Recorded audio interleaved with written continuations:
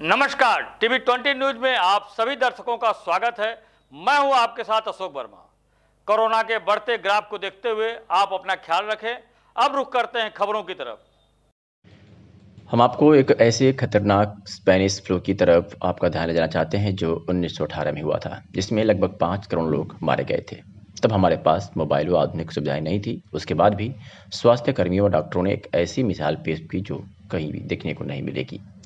उस समय के क्वारंटाइन सेंटर चेहरे पर लगे मास्क सुरक्षा कवच से बताने के लिए काफ़ी थे कि उस समय लोग आज के हिसाब से ज़्यादा जागरूक थे, जबकि संसाधन भी हमारे पास न के बराबर थे। और आज हम जागरूक भी बनते हैं, लेकिन कहीं देखने को नहीं मिल पा रहा है। लोग कोविड लाइन का खुलेआम उल्लंघन कर रहे हैं। 1918 में फैले स्पेनिश फ्लू से दुनिया भर में कम से कम 5 करोड़ लोग मारे गए थे। कोविड-19 पूरी तरह से एक नई बीमारी है। यह एक ऐसी बीमारी है जिसका उम्रदराज लोगों पर कहीं ज़्यादा असर होता है। 1918 में पूरी दुनिया को अपनी जकड़ में लेने वाले इन्फ्लुएंजा ने ऐसे लोगों को अपना ज़्यादा शिकार बनाया था, जो कि 20 से 30 साल की उम्र में और मजबूत इम्यून सिस्टम वाले थे। लेकिन सरकारों और लोगों के इस इन्फेक्शन को रोकने के लिए उठाए गए कदम कुछ वैसे ही हैं जैसे 1918 की फ्लू के दौरान दिखाई दिए थे। पब्लिक हेल्थ इंग्लैंड ने स्पेनिश फ्लू के फैलने का अध्ययन किया ताकि कोरोना वायरस के खिलाफ लड़ाई में एक आपातकालीन योजना तैयार की जा सके। इसका सबसे अहम सबक यह था कि 1918 के पतझड़ के वक्त पर इस बीमारी की दूसरी लहर पहले के मुकाबले ज़्यादा घातक साबित हुई थी। मई 1918 में जब फ्लू से पहली मौत दर्ज हुई, उस वक्त इंग्लैंड युद्ध के दौर में था। दूसरी कई सरकारों की तरह से यूएस सरकार की भी इससे निपटने के लिए तैयार नहीं थी।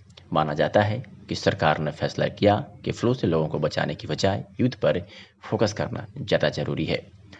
भीड़भाड़ वाले सैनिकों के ट्रांसपोर्ट और जंगी सामान बनाने वाली फैक्ट्रियों और बसों और ट्रेनों के जरिए यह बीमारी जंगल की आग की तरफ फैल गई। सर आर्थर न्यूज होम ने रॉयल सोसाइटी ऑफ मेडिसिन के लिए 1919 में भेजी अपनी रिपोर्ट्स में इस बात का जिक्र किया था।